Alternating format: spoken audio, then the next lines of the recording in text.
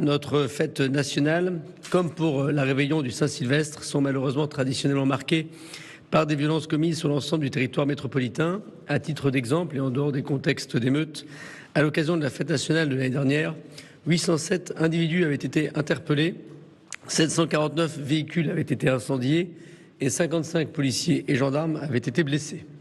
Ces violences sont principalement recensées en zone urbaine, en petite couronne d'Île-de-France, mais également dans les métropoles de Lyon, de Lille, de Marseille, de Nantes.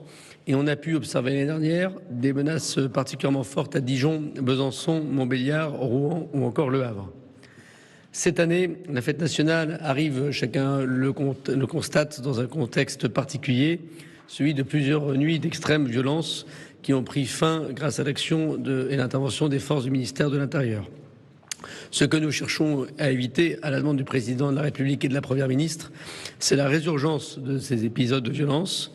Cela passe donc par des mesures d'anticipation, comme la lutte contre les mortiers, j'y reviendrai, et par une présence renforcée des policiers et des gendarmes dans les rues pour sécuriser les manifestations et intervenir rapidement si cela est nécessaire.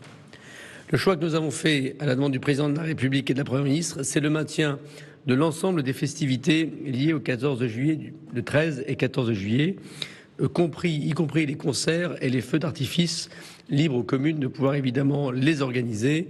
Le soutien des préfets et des forces du ministère de l'Intérieur sont à leur disposition.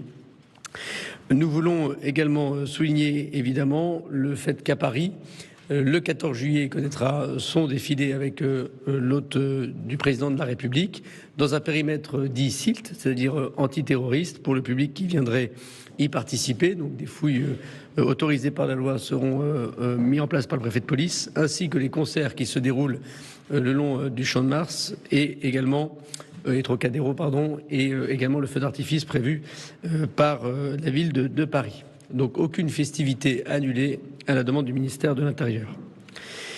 La lutte contre les mortiers est évidemment un travail quotidien pour les forces de l'ordre, surtout qu'ils ont pu, au vu et au su de tous, montrer qu'ils étaient des armes par destination et des dangers pour les bâtiments publics qui étaient attaqués par ces mortiers et pour les femmes et les hommes de la police nationale, de la gendarmerie, des pompiers ou des élus qui devaient évidemment se méfier de ces armes qui aujourd'hui sont en vente quasiment libres. Ils peuvent causer des blessures graves lorsqu'ils sont mal utilisés, notamment des exemples de mains arrachées. Ils sont souvent utilisés lors des violences urbaines comme armes et ils peuvent causer des incendies, comme je l'ai dit, et ils sont souvent la cause des incendies que nous avons connus, comme cela s'est produit récemment à Villeurbanne, où un individu a tiré au mortier sur un immeuble d'habitation qui a pris feu. Pour toutes ces raisons, nous avons décidé de restreindre drastiquement l'usage des artifices à l'approche de la fête nationale. Un décret de Madame la Première ministre a été pris en date du 8 juillet dernier et a interdit la vente, le port, le transport et l'utilisation d'articles pyrotechniques et d'artifices sur l'ensemble du territoire national jusqu'au 15 juillet inclus, à l'exception évidemment des professionnels. J'ai également envoyé comme instruction au préfet le 6 juillet dernier pour leur demander de mobiliser pleinement les services de la police nationale et de la gendarmerie nationale en lien avec les douanes, et je tiens ici à remercier Gabriel Attal, le ministre en charge des comptes publics, et l'autorité judiciaire, et je remercie monsieur le garde des Sceaux, dans la lutte contre les mortiers, à la fois sur le terrain, mais également en vente en ligne et dans les pays frontaliers au nôtre.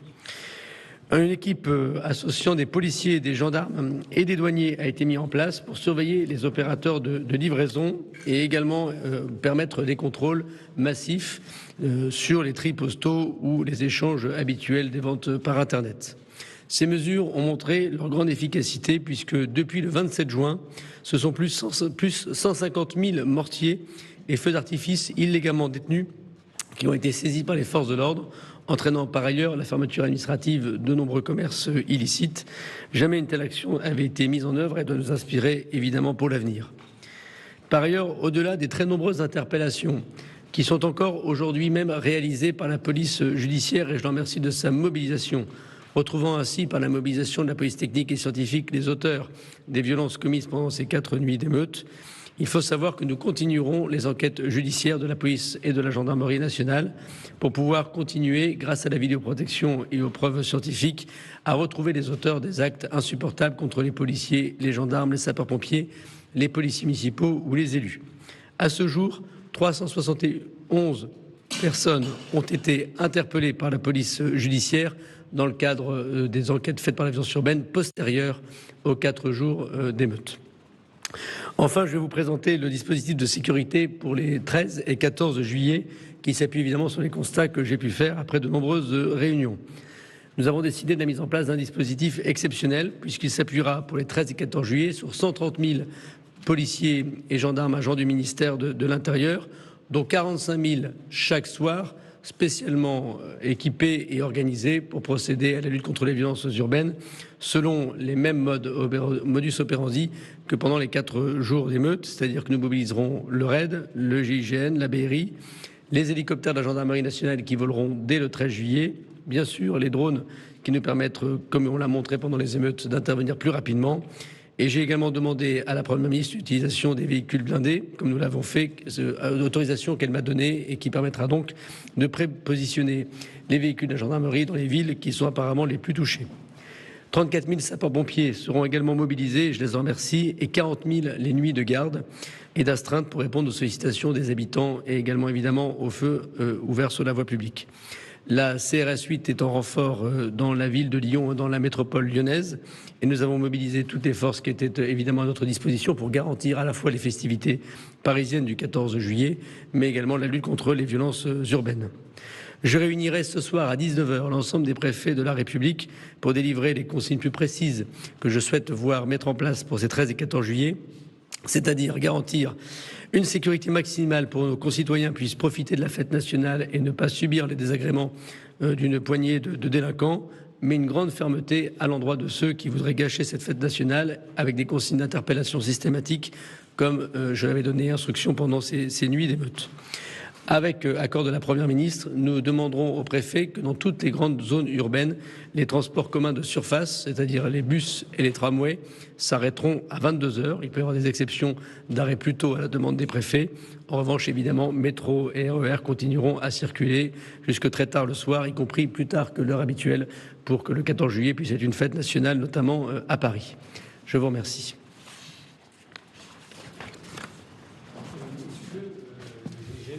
Ou la BRI, pardon. Alexis Lafontaine pour Europe 1. Est-ce que le GIGN, le RAID ou la BRI sera mobilisé le 13 et le 14 ? Oui, la réponse est oui. Où ça ? Partout. Partout sur le territoire national. Deuxième question, il y a une manifestation organisée pour Adama Traoré le 15 juillet à Paris. Est-ce que vous craignez aussi des risques de débordement ce 15 juillet ? Est-ce qu'un dispositif aussi sera mis en place pour cette manifestation ? Merci. Alors nous considérons, et sous l'autorité du préfet de police, que les manifestations qui sont en lien avec les violences urbaines que nous avons connues doivent être interdites. Nous constatons d'ailleurs que le tribunal administratif nous a donné raison en ce qui concerne la manifestation de Persan. Et je veux constater que l'interdiction de manifester place de la République n'a pas été attaquée par les collectifs qui organisaient ces manifestations.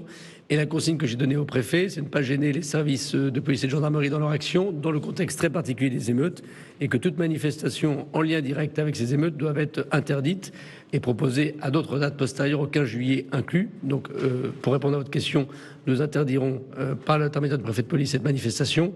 Comme je veux le dire par souci d'équilibre, nous avons interdit la manifestation de policiers qui souhaitaient manifester en soutien à leurs collègues de Nanterre. Je constate d'ailleurs qu'ils ont accepté la demande du préfet de police de ne pas se réunir et non pas attaquer l'acte positif pris par le préfet de police. Donc pour répondre à votre question, jusqu'au 15 juillet, nous proposerons une interdiction de manifestation. Aurélien Tirard pour France Info, bonjour. Bonjour. Quel dispositif pour l'agglomération parisienne spécifique ? Et deuxième question, à partir de quel jour, à partir du 13 peut-être, les bus et trams s'arrêteront-ils de rouler à 22h ? C'est le préfet de police. Merci Monsieur le Ministre. Il n'y a pas de singularité dans l'agglomération parisienne par rapport à ce que vient de déclarer le ministre de l'Intérieur. On aura le même dispositif, un dispositif conçu pour dissuader, disperser, interpeller, avec une mobilisation forte évidemment des effectifs, et la mobilisation de la BRI et du RAID et du GIGN, également en grande couronne, puisque je parle de l'ensemble de l'Île-de-France. Pour répondre clairement à votre question, le ministre a fixé un cap, pas de changement d'horaire pour les métros. En revanche, pour les bus et les tramways, on discutera dans l'après-midi avec Île-de-France Mobilité pour savoir si on retient 21h ou 22h. On verra. Enfin, j'ai noté que le maxi, c'était 22h. Voilà, on verra tout ça. Mais il n'y a pas de singularité parisienne et de l'agglomération.